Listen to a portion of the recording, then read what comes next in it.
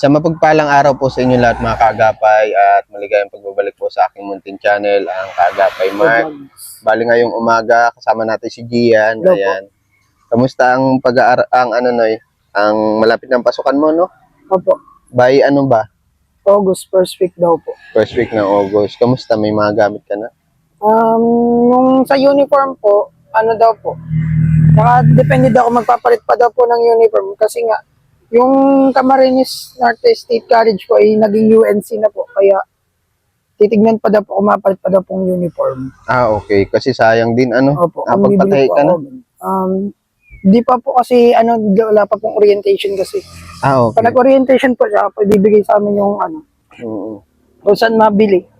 Kasi, Pero may, daw po, titignan daw muna kung makakapagpalit daw ng uniform or hindi. okay. Yan, bali ngayong umaga mga kaagapay, bibisitahin po natin si Lolo Kano, yung nakatira po dito sa abandonadong bahay. At kumustahin po natin siya kung ano yung sitwasyon niya. Itong mga nakaraan kasi medyo nag-uulan na po dito sa amin.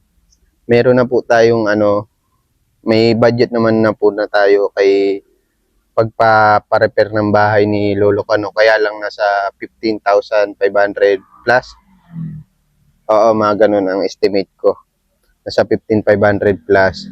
Yan, may galab shoutout nga po pala kay Ma'am Rochelle Peruna Israel at ganun din po kay Ate Gina ng UK at ganun din po kay Sister Chris. Yan, ng USA kung di ako nagkakamali. Ayan. At may galab shoutout din po kay Ate Nancy at Kuya William ng USA. Nag-pledge po din sa atin sila para dito sa bahay ni Lolo Kano. Ayan. Kasi mga kagapay, sobrang bitin po yung budget kaya ay tinatabi ko lang paunti-unti makaipon po tayo. Kasi ang estimated ko na budget na magagastos dito mga 50 to 60,000 po kaya sana po sa mga nagko-comment, wag po kayo masyadong mainip at talagang yung plano ko kasi para mabuo yung kwarto niya tas bubong niya. Sana po maunawaan niyo po Dito na kami kay Lolo Kano. Ayan, nandito na kami kay Lolo Kano. Sigurado nandito yun at ngayon, linggo.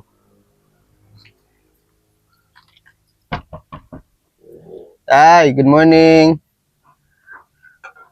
Buhugas siya ng bigas. Gandang umaga po.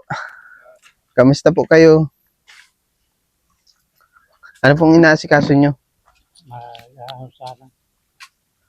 Nag-aano po? Masaing. Masaing mamaya. Maya na. Nagalmusal naman ako. Ano po inalmusal nyo? Ngayon, ako ng tinapay, Tinapay at kape. kape. Itong isasaing mo po, ano yun? Pang tanghalian na po yan? Kaso pala naman naguhugas pala ako. Hugas. Okay. Namyan na yan. Okay. Sige po. Kamusta kayo tayo dito nung medyo maulan nung nakaraan pa? Ay, walang magagawa. Papayong pa lang. Sige po tayo, upo ka po. Sige na, papa na. Hindi, okay lang po. Ito kasi mga kaagapay ng pinapaliwanag ko na Bali po, tanong ko lang po, maiba lang po ako, nag-evacuate po kayo nung nakaraan? Nung nag-ulan na medyo malakas? Ay, payong na lang ako. Kakunting oras lang naman yun eh. Hindi naman Saan ka po nagpayong dito? Si mga kaagapay, pag nag-ulan, yung pader niya, doon, tinatama, yun, nasiit ang tubig doon, Malagyan ng yung pataas na gano'n. Para sa kabila na yung parang yun, tawag doon, yung flashing ba yun? Klase niya gano'n. Oo. Para hindi siya yung Ng tubig. tiyas. Para hindi maano ng yero. Kaya, yun nga po mga kaagapay, yung gaya ng plano ko. Bala ko kasi buuhin to. Ayan, pakita mo na yun. Simula doon. Tapos hanggang dito. Kalahati lang ng bahay niya. Kahit Tapos mapalitan yung mga kahoy kasi wala na po itong tibay. Wala nang tibay. Ano. Ayan, Babagsak na nga yan. inaanay na po yan. Bali na yan eh. Delikado na. Pag bumagsak, di, ubos na yan lahat.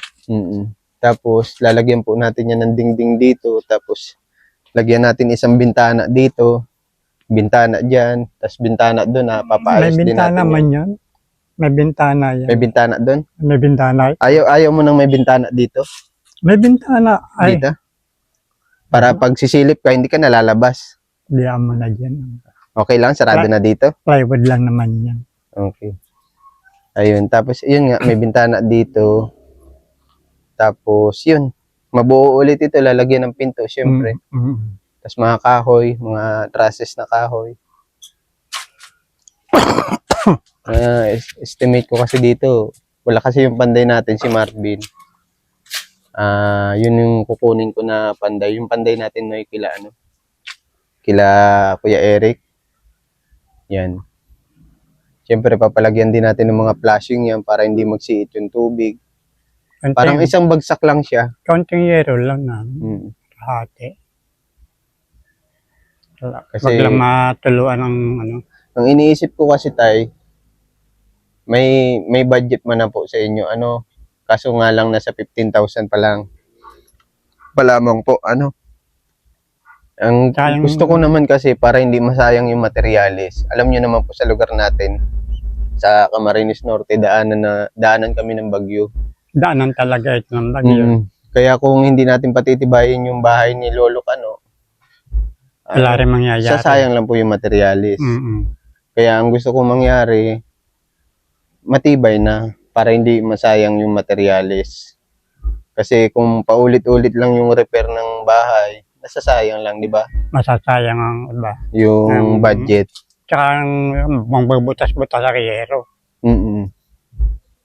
Yun. Kahit hanggang dito lang po yung mga kaagapay.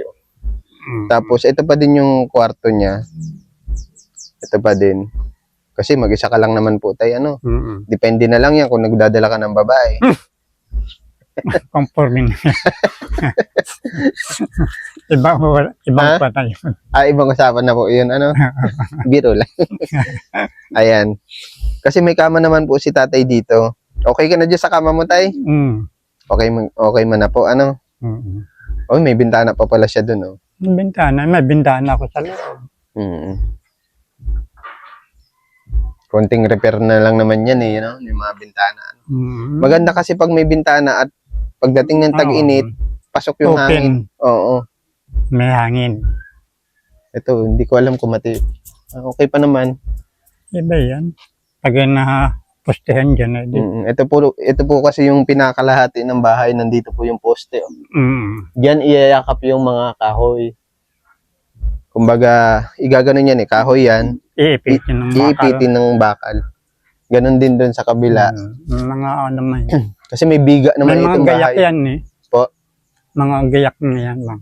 Pang-ipit sa truss. Pang ipit sa truss. Pang ganon. Ayun, oh, gaya nun. Nakayakap siya doon. Ayun. Siguro isang bagsak lang ng ganun, tay, ano? Kagaya ng dati? O pag ganun yan? Bali dalawa, tapos sa tagiliran. Tapos bali tatlo. Ang forma po dati ng bahay mo, pag ganun? Ganyan. Okay. Kasi nga, oo nga, no? Pantay nga pala siya. No? Mataas doon. Bumagsak na ito. Yan na pantay. Delikado ito. Ito delikado. Bali na ito. Pag bagsak yan. Yeah. Kamusta yung grocery mo, tay? Wala na. Hindi na ano. Ubus na yung ano ko. Ubus na yung bigas mo? Bigas ko. Yung ano mo, yung ilaw ko. Yung alin po? Solar. Ay, oo nga, ano? Sabi mo, dadalan mo ako. Oo nga pala, nakalimutan ko, sorry. Kaya mo tayo susunod hanapan kita ng solar. Diyos ko, nakalimutan ko. Wala, yun ang ano ko, nagtatagulan eh. Oo nga pala. Di bali tayo. Pag makabalik ako sa'yo dito, ha? Madilim nga pala dito pag nagpasok ka dyan, madilim. Yung mga gamit ni tatay, wala po kasi siyang ano yung Durabox. Ang mga bintana, yan. Bintana sa kabila. Mm. Itarip lang yan, na wala akong sampay ng damit. Parang ano to tayo, yung mga damit mo, parang pang simba. Pansamba yan. Ha? Pansimba yan. Pansimba. Katoliko ka po? INC. INC ka po. Mm. Di ka, kada kailan ka po nagsasamba? Samba po ang tawag sa inyo, ano? Samba. INC pala si tatay. Ayan, may mga naka-ano yan, yung mga naka-slacks, tas mga naka-polo. Polo lang. Polo. Eh, medyo luma, basta polo. Active ka naman po ngayon. Wala naman tayong absent. Okay. Mm. Ito, natatakot ako dito kay tatay. Itong yero eh. Wala kasi akong plies eh. Gusto ko tupiin eh. Delikado ito. Tatas ko yan. May place ako dyan. Mm. Yung tubig mo naman inumin tayo, malinis yan ano? Igawin dyan sa gripo. Gripo. Yung sahig naman ni tatay, okay pa. Okay pa ito. Yan. Masinong pagpa-flooring yung tatlong supot, yung ayos na yan. Kasi ito pong mga luma, itong bala ko dito sa trapal ni tatay, dyan ko ilalagay yan. Sama na natin yung CR pag ano, no? Para igaganon lang po natin ano. Kasi mahirap po pag mag-udok ka dyan, nakatingin ka sa langit ano. Puro langit ang tingin yan. Oo. Hindi salamin yan eh. Ay, sa bagay. Salamin. Open naman. Kita langit. Pero mahirap kasi tayo pag umuulan. Lalo ngayon, ano na tayo, tag-ulan. Lampas ng upan. Lampas ng ulan yan. Bala ko pag ganun lang yan siguro. Isasampa ng pag ganun, papunta dun sa kabila.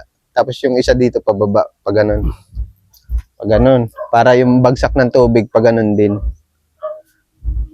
Para hindi mahirapan magluto si tatay dito. Kasi ito, pag nabasa itong pugon, hirap magpaningas niyan. At saka, madaling umano ang loob niya, simento yan eh. Pag nababasa, matitibag-tibag ang loob. Kumbaga, rurupok siya. Ito tayo, may bigay ako sa iyo ha. Ano ito? 300 ito. Panggastos-gastos muna sa ngayon. Tapos yung solar mo ha, pagbalik ko na lang ha. Pasensyaan mo muna yan ha. Yung solar mo siguro mga ilang days lang babalik ako dito ha. O kaya pag... Saan ba ka na uwi? Saan ka na uwi? Diyan lang po sa ano. Dito sa Alawihaw. Alawihaw lang. Pag ano po, bibilan kita para may ilaw ka, ano? Baka pag may ilaw ka, may dumalaw na sa'yo. Bahala. Maka-happy-hap. Maka? Happy-happy. Maka-happy-hap lamay. Happy-hap.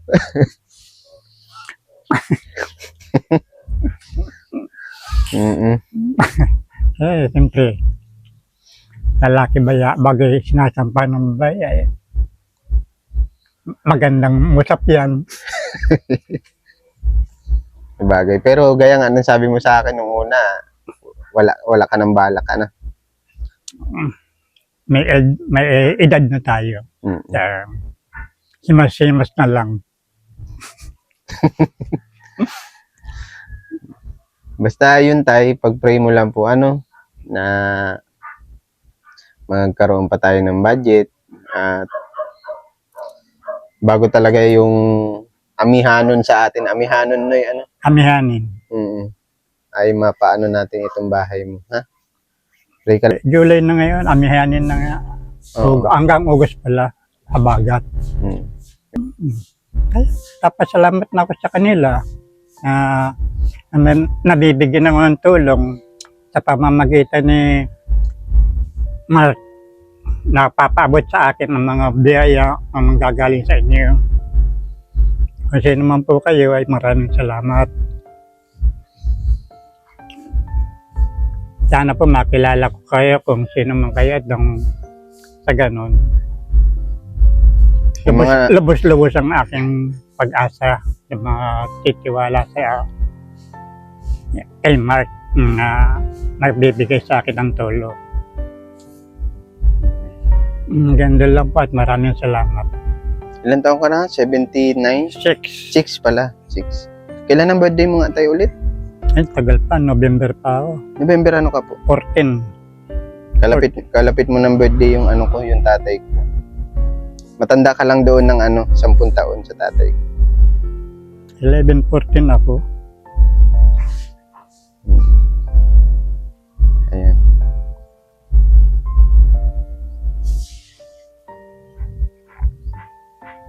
Ito po yung senior ID nyo, 1949. 1949. Mm. 11, 14. Tabi mo na po, tay, ha? Promise ko sa'yo, pagbalik ko, tay, ha? Mm. Oo, pasensya ka lang. Medyo na-busy ako nung nakaraan. At may mga pinupuntahan din po ako, Oo naman. God bless sa iyo, tay, ha? Ingat po palagi.